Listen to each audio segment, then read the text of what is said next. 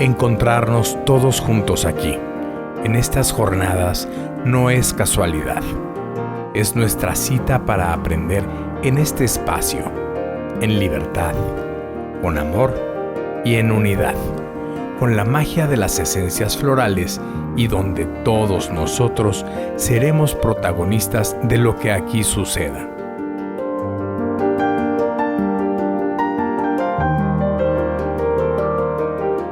No es común que tantos maestros que atesoran tanta sabiduría clínica en la terapia floral se reúnan en un mismo espacio y en un mismo tiempo para transmitirnos de manera generosa su experiencia.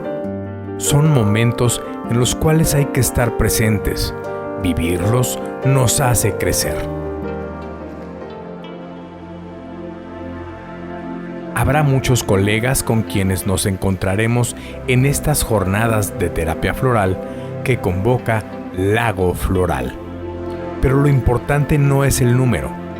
Lo auténticamente significativo es la magia que genera reunirnos en torno a la enseñanza del Dr. Bach, con el corazón abierto a disfrutar el compartir nuestra experiencia, perspectivas diversas, generaciones diferentes, historias disímiles y sin embargo, todos entrelazados desde el alma, unidos en un propósito en común.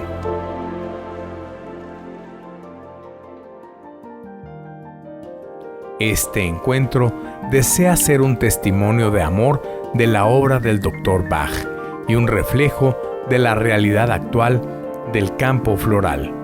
Y cada uno de los presentes en las jornadas seremos artífices de algo bueno para la terapia floral. Por eso, la presencia de todos es importante. Somos una comunidad fraterna, alentada por la vocación de construir una ciencia con conciencia, un arte terapéutico con alma y una clínica con amor. Bienvenidos.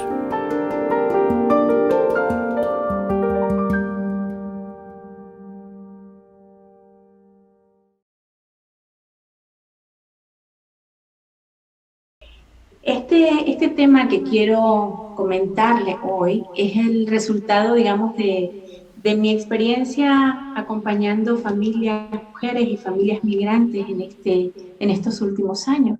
Pero también, principalmente, es también mi historia, ¿no? Yo hace 4 años salí de mi país.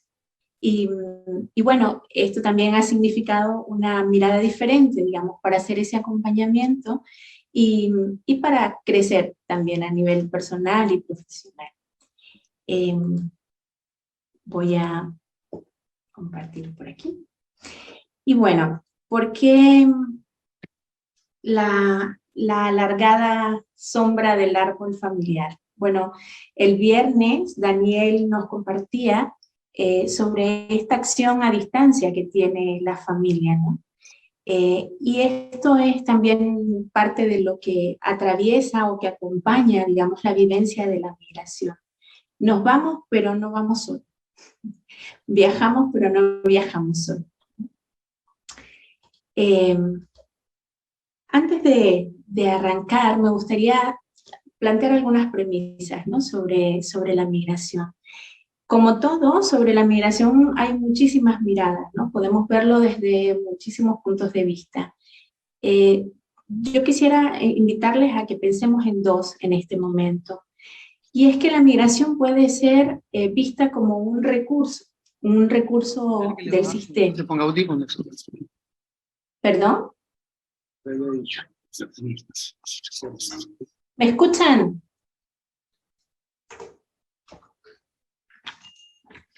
Se oye bien, Julieta, era un micrófono abierto. Ah, vale. Decía que entonces puede ser la migración vista como un recurso del sistema, o bien como el resultado de una exclusión, ¿no? Que es como habitualmente se percibe. ¿Por qué como un recurso? Bueno, porque si vemos la historia de la humanidad, realmente este movimiento, la migración, es lo que nos ha permitido realmente garantizar la vida, garantizar el desarrollo, ¿no? Y hacer este proceso evolutivo como especie, ¿no? Pero también el movimiento en sí es un indicador de vida, ¿no? Un movimiento que está al servicio también de un sistema mayor. No solamente es la familia, no solamente es la ciudad o mi país, sino que hay mucho más allá. Pertenecemos a muchos más sistemas sin que a veces nos demos cuenta o lo recordemos.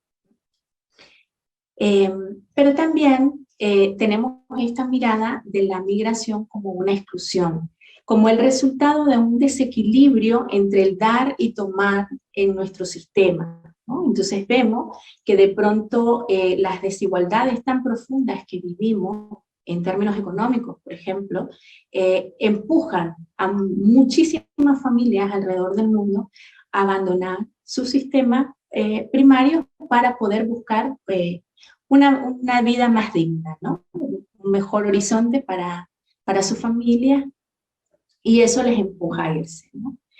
Esto también puede estar motivado por una situación conflictiva, o sea, y potencialmente dramática, como por ejemplo cuando hablamos de violencia sociopolítica, ¿no? Y hablamos de trauma psicosocial. Entonces, aquí lo importante es que ambas miradas, aunque parecen diferentes y parecen opuestas, en realidad se encuentran, y ambas se encuentran al servicio de un sistema mayor.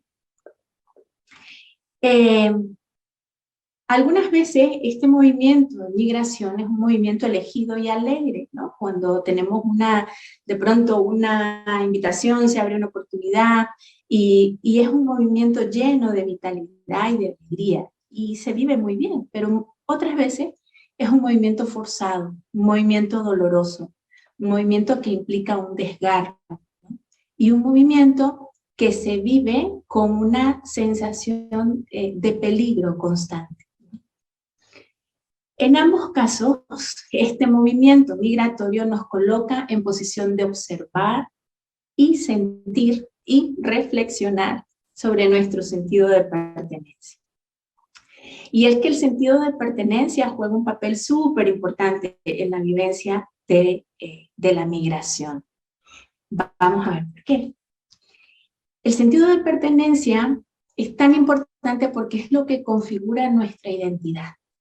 Configura la identidad que desarrollamos para garantizar que siempre vamos a ser parte. Es decir, yo llego a la vida, a un sistema familiar donde hay una mirada acerca de la vida, una forma de vincularnos con la vida, una forma de entender al mundo y de relacionarnos con el mundo. Y esa forma va a ser incorporada, digamos, a través de la relación misma, del vínculo mismo con mi sistema familiar. Yo voy a incorporar eso a mi vida, y a partir de ahí me voy a relacionar así con el mundo. ¿De qué estamos hablando? Pues no estamos hablando de otra cosa que de los 7 ayudantes, ¿no? Cómo ese sistema familiar va generando o va invitándome a que inconscientemente yo vaya desarrollando una máscara, una coraza, un traje con el que yo voy a poder sentir que pertenezco a esa familia, ¿no? Y que me va a dejar una huella, muchas veces con una sensación de condena, ¿no? Por ejemplo, un Noak que va a estar siempre dispuesto al sacrificio, siempre va a estar llamado a sacrificarse. Entonces, esto tiene que ver con cómo yo voy a sentir que pertenezco allí, el cómo yo voy a estructurar mi vida y cómo voy a entender la vida que está en resonancia con esa pertenencia, ¿vale? Entonces, esto en este sentido es positivo. Si lo vemos desde el sistema familiar, el sentido de pertenencia me configura mi identidad. ¿Cuál es el tema? Que al mismo tiempo este sentido de pertenencia nos coloca en oposición a otro sistema, generando separatividad. Es decir, si yo pertenezco a la familia Cool, está claro que no pertenezco a la familia Greco, por ejemplo. Entonces me va a colocar en distancia, pero no solamente en separatividad, muchas veces en confrontación. Entonces, por eso es que la vivencia de la migración nos implique dolor, porque es la mirada de separación, de separatividad de los demás. Entonces vemos que desde la postura sistémica, desde la mirada sistémica, es importante ser conscientes de todos los sistemas a los que pertenecemos. Si bien es cierto, por ejemplo, desde el trabajo constelar vemos la parte de la familia, pero sí que es importante no quedarnos ahí, sino que darnos cuenta que hay muchos otros sistemas a los que pertenecemos y que todos esos sistemas tienen un efecto en mí y a la inversa. Mis movimientos tienen un efecto en todos esos sistemas. Entonces así podemos ver no solamente los espacios físicos, geográficos, sino también aquellos espacios afectivos, ¿no? De interés, nuestros amigos, la religión, la profesión, etcétera, etcétera. Y entonces aquí es fácil ver cómo muchas veces, según la etiqueta o la bandera que tiene ese sistema al que yo siento que pertenezco, me va a colocar en confrontación o en oposición o en distancia con los demás. Esto es clave para la vivencia de la migración. ¿Qué nos dicen Edward Bach y Bert Hellinger sobre esto? Bueno, esta es una de las varias miradas en las que ambos convergen respecto a sus propias propuestas de trabajo, ¿no? Para Bach, él hacía la metáfora, ¿no? de nuestra vida como si fuéramos como parte del sol, ¿no? Como si fuéramos parte del sol. Y él planteaba, aunque cada rayo pueda poseer su propia individualidad, es, no obstante, parte de la gran fuerza creadora central, ¿vale? Por su parte, Hellinger dice, el alma alcanza mucho más allá de los límites de la familia y de la red familiar. Se encuentra en interacción con otros grupos y finalmente con la naturaleza y con el mundo en su totalidad. Entonces aquí vemos cómo ambos convergen, ¿no? En esta mirada. Lo importante de ser conscientes de este principio de la unidad con el todo, ¿no? ¿Qué es lo que yo he visto acompañando a las familias migrantes? Bueno, hay diferentes escenarios y esos escenarios determinan también el rumbo que toma la vivencia. No solamente tiene que ver con nuestra memoria biográfica, ¿no? O incluso con esa memoria implícita de la que nos hablaba Loreto la vez pasada, sino tiene que ver también con los detonantes, con las circunstancias, digamos, que van acompañando este llamado al movimiento. Entonces, ¿cómo fue ese llamado? Esto va a ser determinante no solamente para la vivencia en general, sino para el tránsito por el proceso del duelo migratorio, ¿no? Que es un tema que desde mi punto de vista todavía no está lo suficientemente visibilizado. Entonces, ¿cómo fue ese llamado a migrar? Por supuesto no va a ser lo mismo, no va a tener el mismo impacto si yo elijo irme por X o por Y motivo, para buscar una vida más digna, porque me apetece conocer mundo, a que si ese llamado tiene que ver con violencia sociopolítica y tengo que irme porque mi elección es entre la vida y la muerte. Entonces eso va a marcar mucho. Pero también determina quién les espera en el destino, ¿no? Muchas familias a las que he acompañado han llegado aquí sin tener absolutamente nadie que les espere.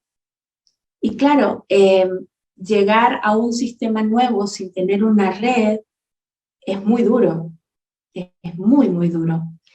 Familias que les ha tocado pasar las primeras semanas durmiendo en un parque, ¿no? O en un cajero, el espacio de un cajero automático. Y luego, ¿quiénes son, no? Y cómo migran. Por ejemplo, jóvenes que no han formado su propia familia y que tienen muchas veces, aunque sí hay dolor, aunque sí hay pues esa sensación, ¿no? de dejar a la familia de origen, pero que de alguna manera tienen un espíritu de aventura que también les mueve a continuar. No es lo mismo que cuando son padres o madres que dejan a sus hijos en su país de origen, ¿no? En este caso, yo he visto muchas mujeres que independientemente del tiempo que llevan aquí, tienen una vivencia esclerantus muy fuerte. Es un desgarro horroroso porque están allá y están aquí. O sea, ellas mismas lo dicen. Es como yo no termino de llegar porque una parte mía está pendiente de lo que ocurre con mis hijos allá. Y es muy, muy doloroso. O bien cuando migra la familia, viene todo el núcleo familiar, que también significa un proceso de adaptación muy difícil, porque cambia, aunque la familia permanece en cuanto a su forma, su dinámica, o se intenta continuar con ellas, el escenario es totalmente diferente, entonces no encaja. Ahí tenemos como una disonancia. Y ahí es donde vemos cómo la alargada sombra del árbol familiar se manifiesta en diferentes temas. En los mandatos, por ejemplo, de esos jóvenes a los que implícitamente la memoria familiar les trazó un destino y se suponía que tenían que convertirse también en el siguiente profesional de la familia y que llegan a un sistema, a un país diferente y les toca trabajar de cualquier cosa, menos de eso que se suponía que tenían que ser. Y entonces ahí se vive como un dolor todavía más profundo, ¿no? Y una sensación de frustración muy grande. Pero también se ven las lealtades, y es que cuando nos hemos puesto a escarbar un poco en la historia, hemos encontrado, por supuesto, no podía ser de otra manera, abuelos, bisabuelos, tatarabuelos, que también fueron migrantes y que también tuvieron una historia. Y ha sido muy curioso ver, por ejemplo, atendía la otra vez a una mujer que no, hasta que estuvo aquí, pudo encontrar o llegaron los trozos de información de su árbol y se dio cuenta que su bisabuelo se había ido justo de España, de la ciudad a la que ella llegó, hacia Honduras, era una chica hondureña. Y no lo sabía, ¿no? Entonces vemos cómo las lealtades invisibles también juegan, mueven sus hilos, y al final la vivencia tiene un sentido diferente. Y vemos, por supuesto, el tema del desorden. En el caso de las familias que migran todas juntas, o sea, migra todo el núcleo familiar, es difícil en cuanto a que la familia está junta, se quieren mantener los mismos valores, se quiere mantener la misma dinámica, pero el entorno cambia. Entonces, por ejemplo,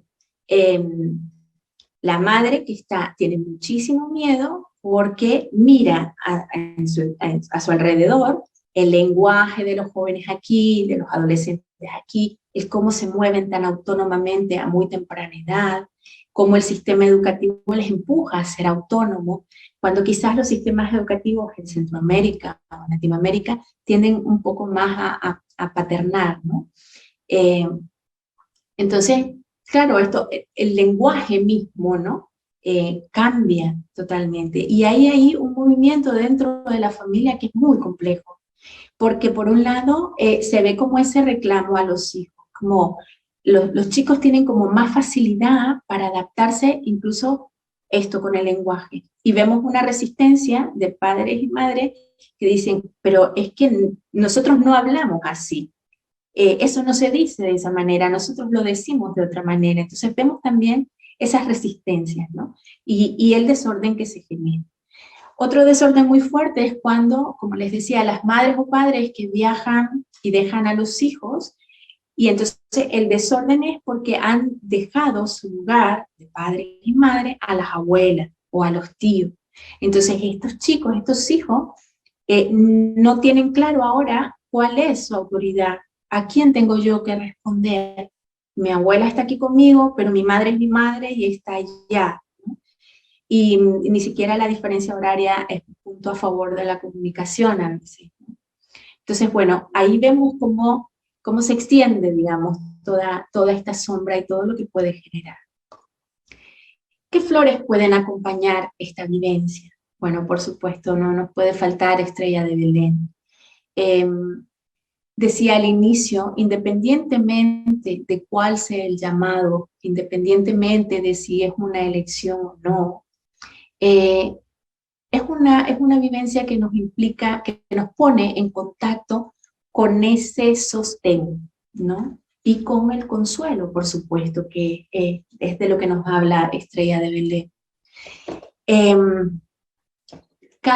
Si bien cada persona tiene sus propios matices en esta vivencia, y esto no es una receta, en la mayoría se ve esa necesidad de consuelo, ¿no? Se ve esa necesidad de volver a conectar con la red. Y Estrella de Belén da esa sensación. Es como, tranquilo, recordá que no solamente es tu sistema familiar, recordá que aunque dejaste México, Honduras, Nicaragua, Perú, y estés ahora en Europa, también es tu sistema, está sostenido, la vida te sostiene. Entonces, volver a tener esa sensación de estar en esa red, ¿no? Que de alguna manera desdibuja lo que decíamos antes, ¿no? Esa sensación de separatividad que nos da la identidad. Walnut, bueno, porque Walnut nos permite ser constantes, ¿no? En esos tránsitos, pero también poder soltar los apegos que nos impiden evolucionar, que nos impiden desarrollar, ¿no? Esta experiencia como una experiencia evolutiva. El escleranto, como les decía, esa sensación de que no estoy allá, pero tampoco he terminado de estar aquí. Mujeres, por ejemplo, que trabajan como internas y que tienen a sus hijos allá y entonces hasta hacen desajustes en sus horarios de sueño por estar pendientes, ¿no? Y están al tanto de todo, si fueron a la escuela, si no fueron a la escuela, si comieron, si tenían un cumpleaños, etcétera, etcétera. Es estar dividido. La sensación de culpa, que por supuesto Pai nos ayuda mucho. Core de California, que es el arquetipo del hogar y que muchas veces que nos ayuda como a poner los pies en la tierra. Esos primeros meses, después de llegar, se vive una sensación como clematis, como de estar desconectado, es como, no acabo de entender, hay como mucho ruido como a mi alrededor, no entiendo nada, porque todo lo emocional está exacerbado. Tengamos en cuenta de que muchas veces cuando el motivo de la migración es la violencia, también se carga en el cuerpo el miedo, ¿no? Entonces, Core nos ayuda a hacer como polvo a tierra. Y Yaguara Flame Tree, porque muchas veces hay la vivencia, la sensación de quedarnos anclados por mucho tiempo, se prolonga la sensación de ser excluidos, pero más bien es una autoexclusión. Y es una sensación que impide tomar responsabilidad de mi realidad en este momento. Entonces nos encontramos con personas que están mucho en la queja, ¿no? Es que no me dan trabajo, es que me rechazan de todos lados, es que me miran mal, pero en el fondo está ese miedo a que si yo empiezo a moverme para asumir mi responsabilidad, dejo de ser parte de aquel sistema original que es tan importante para mí. Entonces aquí esta flor ayuda muchísimo, ¿no? Yaguara Flame Tree de Australia. Él nos ayuda porque también esta sensación de transitoria de no poder, es que siento que no puedo. Y vemos, por ejemplo, profesionales que tienen que emigrar y empezar de cero, trabajando como camarero o como jardinero, y da una sensación, comentan una sensación de no poder, pero no poder en comparación con, ¿no? Y dicen, bueno, pero es que tal persona llegó, tiene menos tiempo que yo y ha logrado tales cosas. Entonces, esto también está presente ahí. Honeysuckle no solamente por la añoranza, sino también para poder resignificar la experiencia, ¿no? Para poder encontrar todos estos matices que les estoy comentando en una experiencia que está marcada, ¿no? Por ese dolor. Bueno, y aquí vemos también Rose, porque hay muchas veces el miedo es paralizante. Por ejemplo, personas, como les decía, que vienen de una vivencia de violencia sociopolítica, de persecución, de amenazas, etcétera, etcétera, que llegan todavía con el miedo paralizante en el cuerpo.